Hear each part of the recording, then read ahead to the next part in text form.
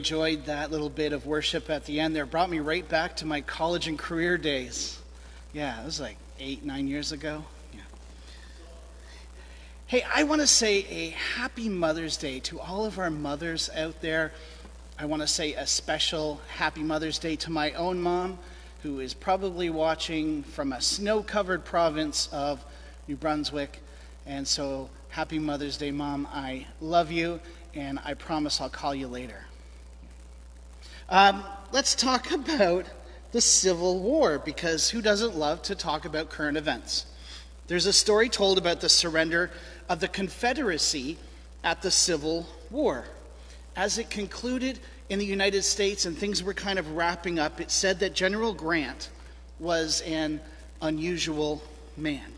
Knowing that the war was over and that victory was his, it is said that he showed unusual kindness and respect towards the chief general of the Confederates.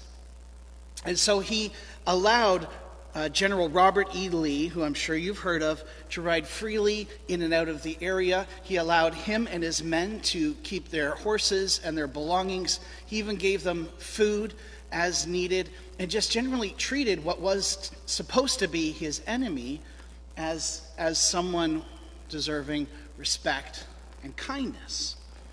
Now, Lee was always touched by the kindness of General Grant. And after the war, Lee became the president of Washington College in Virginia. And on one occasion, as Lee was hanging out with his fellow instructors, one of them, also a Southerner, came up to him and started talking smack about his friend, Grant. And Lee looked at him, and the man was quite surprised when Lee looked at him and said, "If you continue to talk this way about Grant, then either you or I are going to have to leave this establishment."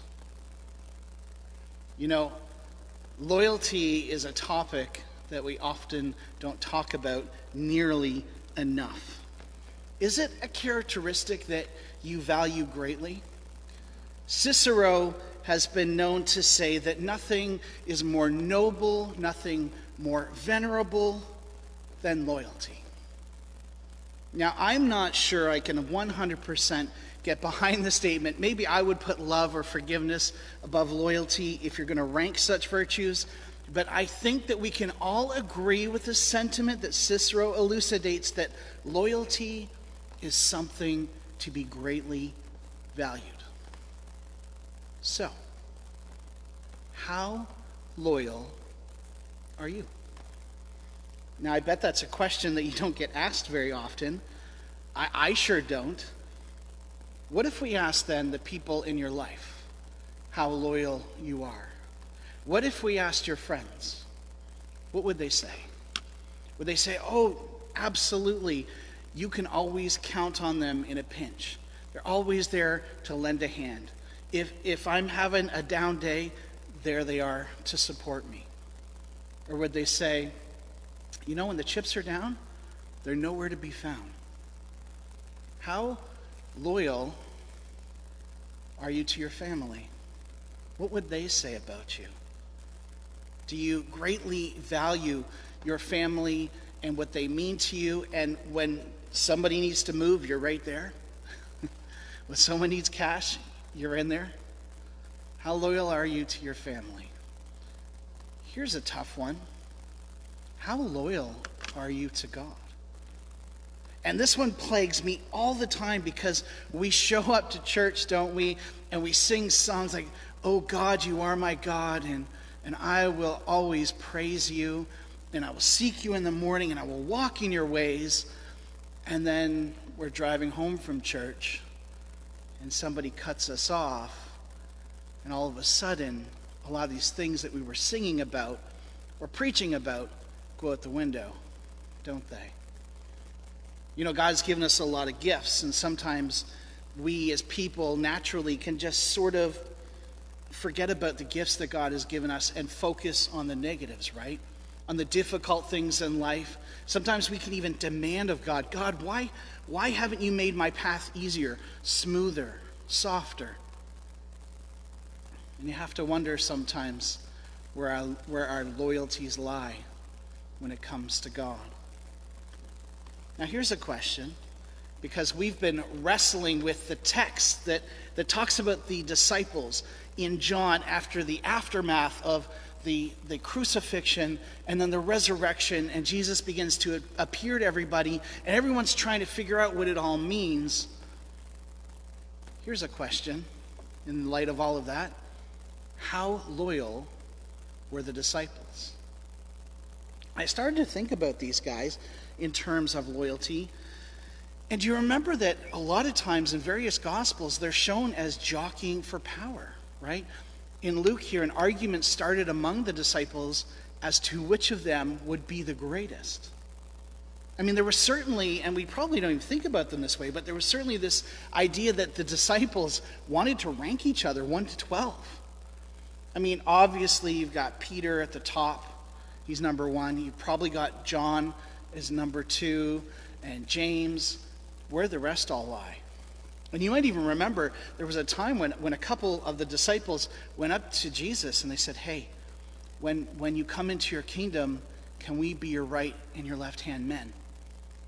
Right? Which is weird to think about because it goes so against what Jesus... Now you understand why when Jesus was about to die, what did he do? He gathered them together and he washed their feet. And he said, this is what spiritual leadership looks like. This is what I've been doing for 3 years. And this is how you're going to continue to do it after I'm gone. Not jockeying for position, not seeking your own power, not ranking the disciples 1 to 12, but washing each other's feet. The first will be last, and the last will be first. And then, of course, specifically, we know there's some disciples that really stand out as not being the most loyal bunch. We read about Judas in John chapter 13. I tell you the truth, Jesus says, one of you is going to betray me. I mean, that's a bombshell, right? They're all gathered together, having a good time, and Jesus just drops a grenade into the middle of the disciples. One of you is going to betray me. Now, I don't know if you have ever ran a countercultural revolution before. I haven't myself. But I would imagine that secrecy and loyalty would be one of the number 1 traits for a group like this. I mean, there is so much potential for outsiders who want to destroy this movement to simply get in through Jesus' closest friends. And that's exactly what happened. His disciples, when Jesus said this, they stared at one another. They were at a loss to know which one of them he meant. I mean, obviously, right now, they just want to know who is the traitor amongst us. And Simon Peter motioned to the disciple, the beloved disciple, and said, hey, ask him who he means. And so the beloved disciple leaned back against Jesus, and he whispered in his ear, Lord, who is it? And Jesus answered, it is the one to whom I will give this piece of bread when I have dipped it in the dish. And then dipping his piece of bread, he gave it to Judas Iscariot, the son of Simon. Now this is a story that we know all too well. Judas is the betrayer. Judas is the one who brought the Romans and the religious officials right to Jesus' door, sealed the deal with a kiss, and that led to Jesus' death. It is clear that Judas is one of the, if not the most famous betrayer, most infamous, disloyal disciple of all time, anywhere, ever. But there was another who would betray Jesus as well, and his name was Peter. We read in John 13, following this event with Judas at the table, Jesus says, my children, I will be with you only a little longer.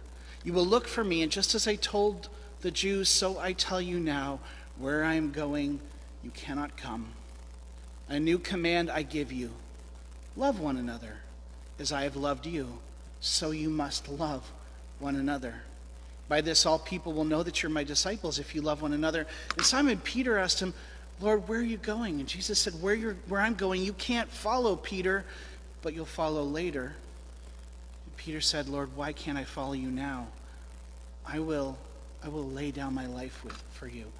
And Peter's thinking that Jesus knows that he's going into the danger zone and that he's trying to spare Peter and the rest of them, trying to keep them safe, trying to protect them from what is about to come. Peter completely misunderstands, and he says, you know what, Jesus, that's really, really sweet, but I am so loyal to you, I would die with you. I would go all the way with you, even if it means my life. And Jesus answered, will you really lay down your life for me? I tell you the truth, before the rooster crows, you will disown me 3 times. It seems that there was more than one disloyal disciple at that table. Judas, the most notorious, but Peter, just the same. It wouldn't be long after that, as Jesus was being tried, as Jesus was being questioned, Peter comes as close to the action as he can. And he's sort of hooded and he's cloaked and he's huddled around a fire. He's pretending that he's warming himself by this hot fire on a cold evening as he listens to what is happening and listens for word of what is going to happen to Jesus. And it's at this point, as he stood warming himself, we learn in John 18 that someone comes up to him and says, you are not one of his disciples, are you? You're one of that guy who's being questioned. You're one of his, right? And he denied it. He said, I'm not.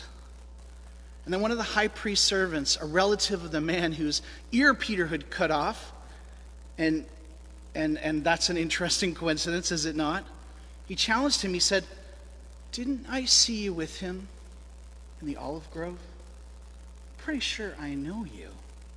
I'm pretty sure you belong to him. And what does Peter say? Again, Peter denied it. And at that moment, a rooster began to crow. Let me ask you a question. Which betrayal do you think hurt Jesus more? Judas or Peter? Judas, the one who kind of seems to always be a little standoffish. It said he took care of the purse and the money and he kind of kept things going in the background. Or Peter, who was always at the front leading the charge. Jesus, I'm your number one guy. You've told me you will build the church upon me, the rock, and the gates of hell will not prevail. I'm your man. I got your back. Which betrayal hurt more, Peter or Judas? How would you respond to such disloyalty? Well, here's how Jesus handled things. When they landed, remember, they were out fishing. If you didn't join us last week, the disciples are out fishing because they don't know what else to do. Jesus comes onto the shore. He calls out to them. He says, have you had any luck fishing? They say, no, we fished all night. We've caught nothing. He says, cast on the other side of the boat, and they do. And so they just start pulling up the biggest haul they've ever had. Then they recognize it's Jesus. Peter dives into the water to go and swim to Jesus, and the rest of the disciples, they're not far from shore, so they start rowing back in to shore to see Jesus. And that's where we pick it up here in John 21, verse 9. When they landed, they saw a fire of burning coals there with fish on it and some bread. So Jesus has been busy. He's built a charcoal fire, and he started cooking some fish, and he's brought some bread. He's got a picnic breakfast for them. Jesus said to them, bring some of the fish that you have just caught. But notice, he doesn't really need it. He's already provided the meal. Simon Peter climbed aboard. He dragged the net ashore. It was filled with large fish, 153 of them, but even with so many, the net miraculously was not torn. Jesus said to them, and these are important words, come and have breakfast. Let me feed you. And none of the disciples dared say, "Who are you?" because they just knew that it was Jesus. He looked kind of different, but he was the same. And they just knew who he was. And Jesus came, and he took the bread, and he gave it to them. He did the same with the fish. Does that remind you of anything that happened not too long before? This was now the third time, John tells us, that Jesus appeared to the disciples after he was raised from the dead. So this, dear friends, brings us to today's good news. And it might be one that you weren't expecting, but it's this: God makes us breakfast. Now, it's Mother's Day, so I don't know how many of you moms got breakfast made for you today. My wife doesn't eat early enough for me to make her breakfast, but I'm sure we'll make her a nice lunch. Paxton and I, we did make a nice homemade card and greeted her with Happy Mother's Day. It's great to be made breakfast, but there's so much more to this statement and this action than just a nice breakfast. I mean, we all love a good breakfast that's made for us, but there's so much more going on.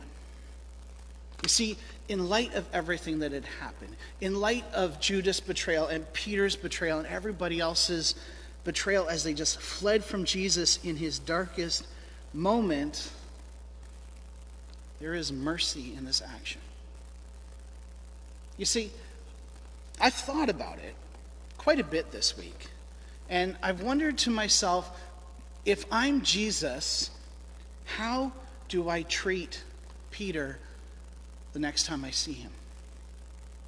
How do I treat him? And I thought, well, one tactic would be to ghost him. I don't know if you know what that means, but that just means like disappear. You never text the person back. You're just gone. Just like your kids after Mother's Day. You don't talk to them for a few weeks. That's ghosting. And maybe I just don't want to talk to Peter. He said he would follow me everywhere. I've lived with him for 3 years. And then he says he doesn't even know me? The second thing I might do is maybe smack talk him to the other disciples. Like, hey, you guys are okay, but do you hear what Peter said? Do you know what Peter did? The third thing I might try is the vague book. You know my favorite vague book? Disappointed, ... Vague booking is when you go to social media and you obviously want to communicate a message to one person that you're disappointed. And so you write a very cryptic message that only they would understand. They know it's for them, but they can't say anything about it because you didn't call them out by name. That's vague booking. And that's a great tactic to treat someone who has betrayed you. Or maybe I just get really passive-aggressive, really sarcastic, like, hey, nice of you to show up, Peter. Or maybe something like, I guess you do recognize me after all. I don't know. I could probably come up with something better, but not Jesus. Jesus does something so vastly different than I would do. He cooks Peter breakfast. And just imagine it if you're Peter. Like, the last time you kind of laid eyes on him, he's being sentenced to death. And you're saying, I don't even know him. And you know in your heart of hearts that you have betrayed him. You have let him down. You have professed one thing and you have just completely abandoned that profession of faith. And then Jesus appears on the shore. And you dive in to see him. And as you get to shore, you start to wonder, maybe I shouldn't be so quick to see him. He may have some things to say that I don't want to hear. Jesus is perfect. He is pure. He is holy. He, out of anyone, is the only one who is worthy to judge us of our sin and to judge Peter in that moment, and rightly so. And Peter smells the smoke of a campfire wafting into his nostrils, the same smell he had smelled when he said, I do not know him. And what does Jesus do? Judge him? Get sarcastic? Talk behind his back? No. Knowing all the feelings of shame and guilt and fear that were in Peter's heart, Jesus says nothing except come and have some breakfast. You see, I told you this was no ordinary breakfast. This was an action so powerful that helps us to understand the very nature and the character of God himself. And don't we all feel the same way Peter must have in that moment from time to time? Haven't we all thought, I'm a Christian, I'm one of the good ones, I'm not like that betrayer Judas, and then in a moment of weakness we say or do or don't do something that we know goes against everything that God has taught us? Can't we all at some point have put ourselves in Peter's shoes as the smell of the campfire rises up and reminds us of our disloyalty? And that is why it is so important to know how Jesus reacts, because Jesus' response to betrayal is this: come and have breakfast. There is something beautifully simple in this scene before us. Jesus makes them all breakfast, and he breaks bread with them, just as he had done on the night on which he was betrayed by Judas, by Peter, by them all, really, except for John. He doesn't say a word about it. He doesn't lecture them. He doesn't even get in any jabs.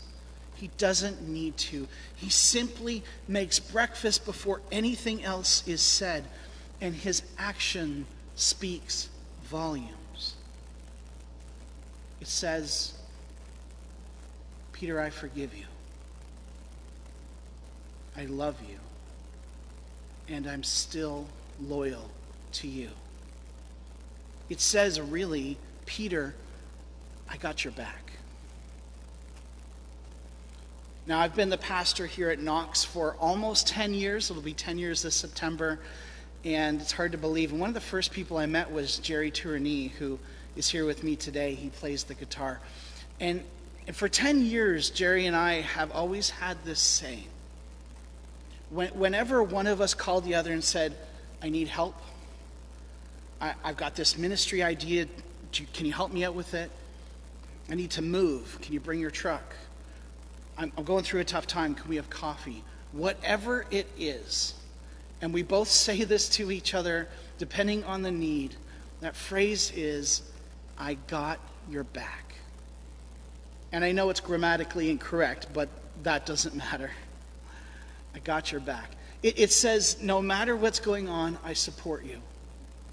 No matter what is happening in your life, I'm here for you. No matter whatever goes on, I want the best for you. I got your back. I think it's important to remember that Jesus remains loyal even when the disciples do not. And that says a lot about the character of God. And it says a lot about how God feels about you, doesn't it? Now, in the beginning, I asked how your friends and your family and how even God would rate your loyalty. And I have no idea how you rated yourself in all of these relationships, but I do know this, that God's loyalty is always 100%. In other words, God looks down upon you, and in every situation, he says, I got your back. It's not dependent upon who you are, what you look like, what you smell like, or what you've done, or what you will do. God is always 100% loyal to you. Now, by that, I don't mean that you have any control over him at all. I'm not saying that. I'm not saying that he works for you or that you can just go and do whatever you want and he's going to be happy with you. What I mean is this: no matter how bad you mess up, no matter how far you stray, no matter how loyal or disloyal you are, dear church, God still has your back. He wants what's best for you. He still loves you. He still forgives you. He still offers redemption, just as he did to Peter. He's not going to ghost you or talk bad about you behind your back. He's not going to say, I can't wait to get him in eternity and I can really punish you. That's not God's way. You know what God's way is? Before we have a chance to say anything, even apologize, he shows up. He's got bread. He's got fish. He meets you at the point of your betrayal and says, come and have some breakfast with me. And that, dear friends, is some really good news. Let us pray.